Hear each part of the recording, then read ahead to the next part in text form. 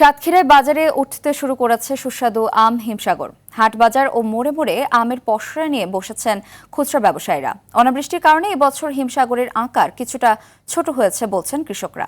এদিকে বৈরী আবহাওয়ার শঙ্কা ও প্রথম দিকে ভালো দাম পাওয়ার আশায় অনেকটা আগেই লিচু পাচ্ছেন দিনাজপুরের চাষিরা। প্রতিনিধিদের পাঠানো তথ্যচিত্রে বিস্তারিত জানাচ্ছেন সাকিব আল হাসান। ইউভি প্রোটেকশন যুক্ত Tibet luxury talcum powder, the next generation fragrance.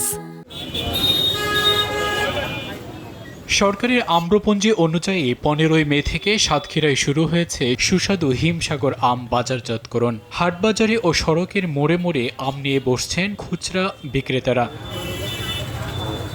Satkhira শহরের সুলতানপুর বড় বাজার, কলারুয়ার বেলতলা ও তালা উপজেলার পাটকেল ঘাটা বাজারের আমের আড়তগুলোতে পাইকারি আম কিনছেন দূর দূরান্ত থেকে আসা ব্যাপারীরা। প্লাস্টিকের ক্যারেটে প্যাকেজিং করে এসব আম পাঠিয়ে দিচ্ছেন নির্দিষ্ট মোকামে। খুচরা বাজারে হিমসাগর আম 40 টাকা থেকে 50 টাকা ও পাইকারি বাজারে বিক্রি হচ্ছে 30 থেকে 40 টাকায়। তবে আমের পরিপক্কতা নিয়ে ভোক্তাদের মধ্যে রয়েছে মিশ্র প্রতিক্রিয়া।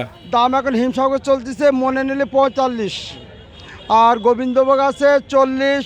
1800 টাকা থেকে 2400 টাকা হাই কোয়ালিটি প্রিমিয়াম, যেটা হলো 4টা-5টাতে আর কি কেজি। যে বাগানগুলো আছে বাগানগুলোতে গিয়ে আম দেখি, আম এখান থেকে সংগ্রহ করে কক্সবাজার পাঠাই। আমরা এখানে প্যাকেটিং করে আপনার বাংলাদেশের বিভিন্ন জেলায় চলে যায় আর কি মাল। ভেজালমুক্ত আম বাজারজাতকরণে নিয়মিত মনিটরিং করা হচ্ছে বলে জানায় কৃষি বিভাগ। নিরাপদ আম এবং বিষমুক্ত আম যেন মানুষের কাছে যায়, এজন্য আমরা সবসময় সচেতন আছি এবং অনেক আম আমরা কিন্তু বিনষ্টও করেছি। এদিকে মে মাসের 3য় সপ্তাহ থেকে দিনাজপুরে শুরু হয়েছে লিচু পাড়ার ধুম। বৈরী আবহাওয়ার শঙ্কার পাশাপাশি মৌসুমের শুরুতে ভালো দাম পাওয়ার আশায় অনেকে আগেভাগেই বাজারজাত করছেন বেদানা ও মাদ্রাজি জাতের এসব লিচু। মাদ্রাজি আর হালকা পাতলা বেদানা বাড়িয়েছে, মাদ্রাজি এখন 320 টাকা শ, আর বেদানা 400 টাকা শ। মাদ্রাজি 2800, 3000, 3200। গতবারের চেয়ে এবারের দাম বেশি হওয়ার কথা বলছেন অনেক ক্রেতা। গতবার এই সময় এই লিচুগুলোর দাম ছিল 400 টাকা, 300 টাকা, এবারকার 600 টাকার উপরে এই লিচুগুলো।